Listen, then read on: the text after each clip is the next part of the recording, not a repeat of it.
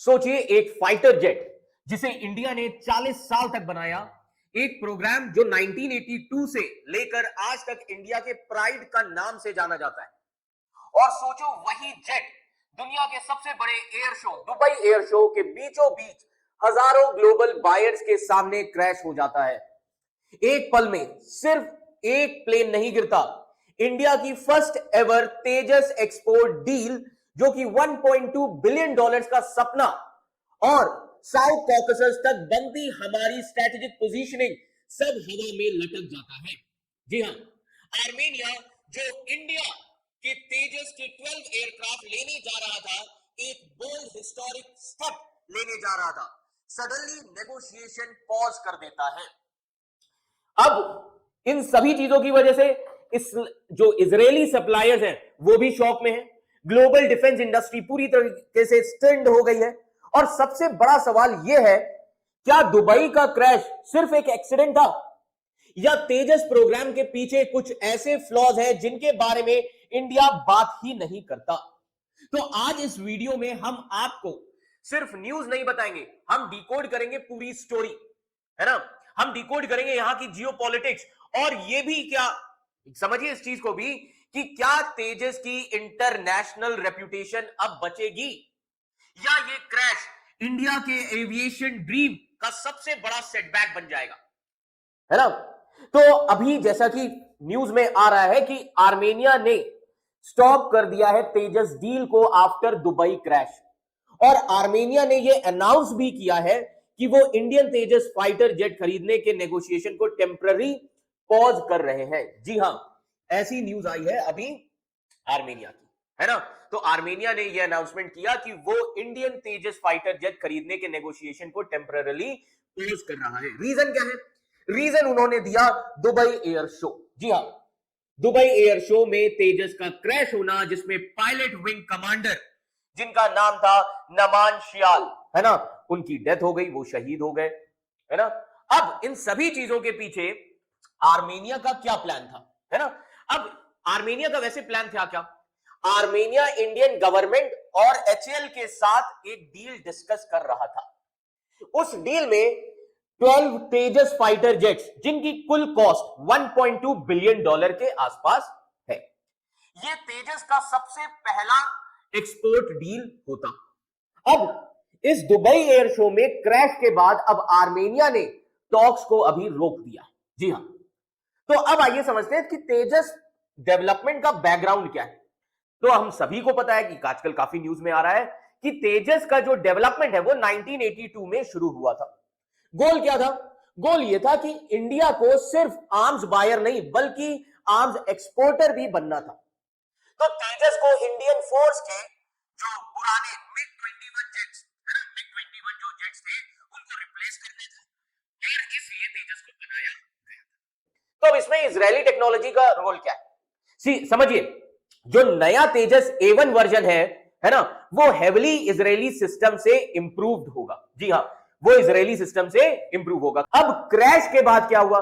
तो अगर हम क्रैश की बात करें तो क्रैश के बाद अब ग्लोबल रिएक्शन कैसा है, और इन सभी चीजों पे, है ना, अब इन सभी चीजों से इजराइल की कंपनियों पर क्या इंपैक्ट पड़ेगा, है ना।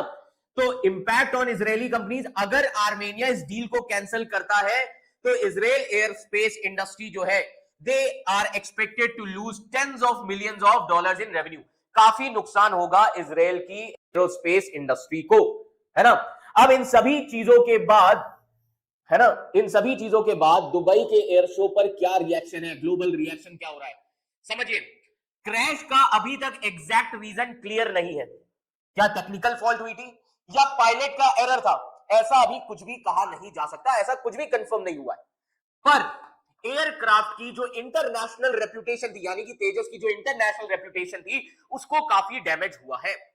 अगर एक्सपोर्ट डील आर्मेनिया के साथ कैंसिल होती है तो इजराइल की एरोस्पेस इंडस्ट्रीज को काफी ज्यादा नुकसान, काफी ज्यादा फाइनेंशियल लॉस होगा।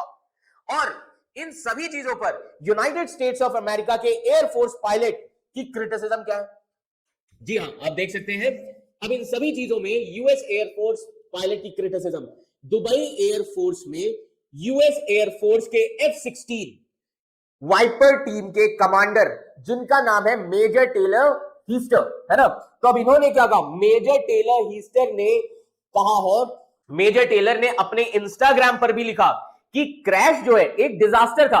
अब अगर हम तेजस की बात करें तो तेजस का जो प्रोग्राम है वो 1980 से शुरू हो चुका है ना। तेजस का जो लो कॉम्बैट एयरक्राफ्ट का प्रोग्राम है वो एक्चुअली 1980 से शुरू हो चुका है, पर 40 साल से ज्यादा बीत गए हैं और अभी तक एक्सपेक्टेड लेवल का जो सक्सेस स्टोरी तेजस का होना चाहिए वो नहीं बन पाया। इन सभी चीजों के पीछे क्या रीजन हो सकता है, आप देख सकते हैं, why the Tejas program has not been fully successful despite starting in 1980s। So what are the reason, I mean सभी चीजों के पीछे रीजंस क्या हो सकते हैं। पहला जो सबसे इंपॉर्टेंट रीजन हो सकता है कि डिलेड स्टार्ट, विजन बड़ा है पर कैपेसिटी छोटी है ना। डिलेड स्टार्ट है ना, विजन बड़ा कैपेसिटी छोटी, यानी कि over ambitious goals with weak early ecosystem 1980s और 1990s में, है ना। यानी कि अब समझिए 1983 में एलसीए का कॉन्सेप्ट अप्रूव हुआ, है ना, लो कॉम्बैट एयरक्राफ्ट का कॉन्सेप्ट अप्रूव हुआ 1983 में, पर उस टाइम इंडिया के पास एयरक्राफ्ट डिजाइन का ऑलमोस्ट जीरो एक्सपीरियंस था, ना इकोसिस्टम था, ना प्राइवेट डिफेंस इंडस्ट्री थी और ना advance research and development labs थी उस समय 1980s में इंडिया के पास। इसलिए इस प्रोग्राम की जो फाउंडेशन है वही वीक थी और ऊपर से ओवर एम्बिशियस टारगेट्स। दूसरा, कावेरी इंजन फेलियर, ये सबसे बड़ा सेटबैक रहा। जी हां, कावेरी इंजन फेलियर, लो कॉम्बैट एयरक्राफ्ट को इंडिजिनस इंजन यानी कि कावेरी से चलाना था। ठीक है, आप चलाइए कावेरी इंजन से, बट इसमें कमी क्या आई। अब ये कावेरी इंजन, सबसे पहली चीज, कावेरी इंजन किसने बनाया, कावेरी इंजन बनाया था जीटीआरई ने। जीटीआरई मतलब gas turbine research develop establishment, समझ में आ रहा है, गैस टरबाइन रिसर्च एस्टेब्लिशमेंट ने कावेरी इंजन बनाया और 1980s के दौर में वो तेजस को किससे चलाना चाहते थे, कावेरी इंजन से, बट ये नहीं हो सका। क्यों नहीं हो सका, क्योंकि कावेरी रिक्वायर्ड थ्रस्ट नहीं दे पाया, जो थ्रस्ट देना चाहता था कावेरी इंजन वो थ्रस्ट नहीं मिल पाया इस कावेरी इंजन से, इनसफिशिएंट थ्रस्ट, है ना। आप देख सकते हैं क्लियर, कितनी जरूरत थी 90 प्लस, बट डिलीवर कितना किया 70, है ना। तो ये थ्रस्ट नहीं दे पाया। दूसरा रीजन है हाई टेम्परेचर परफॉर्मेंस जो था वो वीक था इसका। आप देख सकते हैं Kaveri engine, high temperature performance was weak and repeated failures हो रहे थे इसमें, रिपीटेड फेलियर्स हो रहे थे। अब इसका आउटकम क्या निकला, फाइनली इंडिया को इंपोर्ट करना पड़ा अमेरिकन GE 404। जी हां, आप देख सकते हैं लिखा हुआ है यहां पर, इंडिया को इंपोर्ट करना पड़ा अमेरिकन GE 404। GE मतलब जनरल इलेक्ट्रिक, है ना। तो इंडिया को ये इंजन इंपोर्ट करना पड़ा, इंडिया को ये इंजन लगाने पड़े, जिससे इंडिया की जो स्ट्रैटेजिक ऑटोनॉमी थी वो भी कॉम्प्रोमाइज हुई और टाइमलाइन एक्सट्रीमली डिले होता चला गया। देन इसी के साथ ही साथ continuous comparison with global fighter jets, global jets जैसे कि F-16 हो गया, है ना, ग्रिपेन हो गया, J-17 हो गया, ये सारे ऑलरेडी आप कह सकते हैं ये ऑलरेडी मैच्योर थे, है ना, जबकि जो तेजस था अभी भी डेवलप हो रहा था। और इस कंपैरिजन ने प्रोग्राम की इमेज को डैमेज किया, स्पेशली एक्सपोर्ट मार्केट में। रियल लूपहोल्स ये थे कि weak ecosystem, engine failure, poor planning, production का स्लो होना और ओवर एम्बिशियस गोल्स। तो दोस्तों एक बात याद जरूर रखिएगा कि फाइटर जेट्स सिर्फ एक मशीन नहीं होता, वो एक देश के एम्बिशन, टेक्नोलॉजी और विजन का रिफ्लेक्शन होता है। तेजस का क्रैश सिर्फ एक इवेंट नहीं था, ये एक सिग्नल था कि इंडिया का एरोस्पेस मिशन अब एक डेंजरस क्रॉसरोड पर खड़ा है ना। और आर्मेनिया का डील पॉज होना, है ना, इजरायली एरोस्पेस एजेंसी के $1 मिलियन का लॉसेस, उनको डर है क्योंकि एक क्रैश से रेपुटेशन गिरती है। आज हम बात करने वाले हैं आर्मेनिया और भारत की तेजस डील के बारे में, क्योंकि यहाँ पर सूत्रों से खबर आई है कि आर्मेनिया जो है वो तेजस डील के समझौते को रद्द कर रहा है। ये समझौता था 10,000 करोड़ का, जिसमें वो भारत से तेजस डील करके, यानी कि जो तेजस है वो परचेज करने वाला था। तो अभी ये कहा जा रहा है कि शायद आर्मेनिया तेजस नहीं खरीदेगा। रीजन तो दुबई एयर शो में जो वो क्रैश हुआ है यही कारण है। भारत को 10,000 करोड़ का इससे नुकसान होगा। तो चलिए बात कर लेते हैं, इसका डिटेल में जानते हैं क्या मुद्दा रहा है और क्या सारी चीजें रही हैं। दावा है कि आर्मेनिया ने भारत से तेजस जेट खरीदने का समझौता रोक दिया है।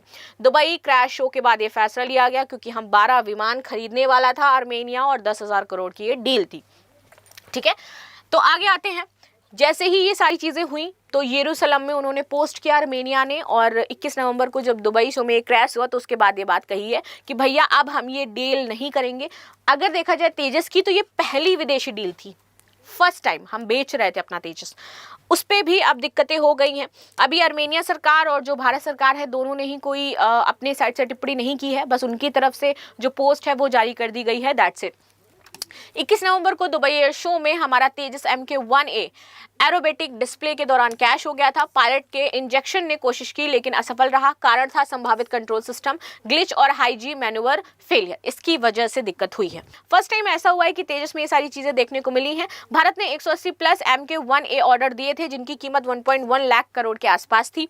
प्रभाव क्या हुआ तो शो रुक गया था और यूएस का F-16 टीम ने अपनी परफॉर्मेंस उसके बाद से कैंसिल कर दी थी। दिक्कत ये हाल की घटना की वजह से यहाँ पर जो नमान शाह हमारे शहीद हुई हैं, इसके कारण ये वाली दिक्कतें आई हैं। हाल ने बोला है कि हमने सारी चीज़ें देखी थी बट हमारी तरफ से कोई भी ऐसा इशू नहीं रहा है, बाकी फर्दर हम इसकी जांच कर रहे हैं। निर्यात संभावनाएं बन रही थी अर्जेंटीना, मिस्र, Philippines, Malaysia, Vietnam, Botswana, Nigeria के साथ। ये भारत से खरीदना चाह रहे थे तेजस, लेकिन अब आर्मेनिया ने तो बातचीत को अनिश्चित काल तक टाल दिया है।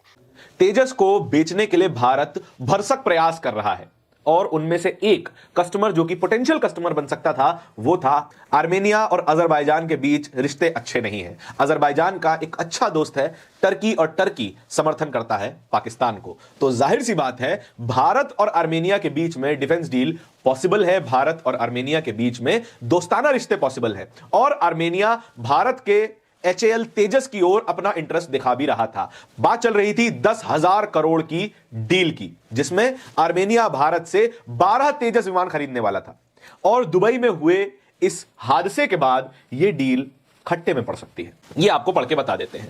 दावा, आर्मेनिया ने भारत से तेजस जेट खरीदने का समझौता रोका। दुबई क्रैश के बाद फैसला, 10,000 करोड़ रुपए में 12 विमान की डील होनी थी। इस खबर की डिटेल्स क्या है यह भी आपको बताते चलते हैं।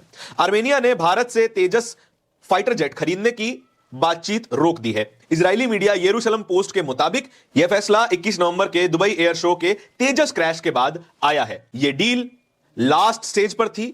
यह तेजस की पहली विदेशी डील होती, पहली विदेशी डील। भारत पूरा प्रयास कर रहा है कि अपने बनाए हुए फाइटर जेट जो कि 70% या उससे अधिक भारत में ही R&D के थ्रू मैन्युफैक्चर किया जाता है, भारत में ही डेवलप किया जाता है। इजरायली मीडिया यह कह रहा है कि एक क्रैश से पूरा तेजस का एक्सपोर्ट प्रोजेक्ट खट्टे में जा चुका है और जितने क्रैशेस हो रहे हैं वो हमारी गलतियों को दिखा रहे हैं। कि यरूशलेम पोस्ट की इस रिपोर्ट पर अभी तक भारत सरकार ने कोई टिप्पणी नहीं की है और आर्मेनिया की सरकार की ओर से भी कोई बयान नहीं आया कि यह डील अभी चल रही है कि नहीं चल रही है, ऐसा कोई बयान नहीं आया है।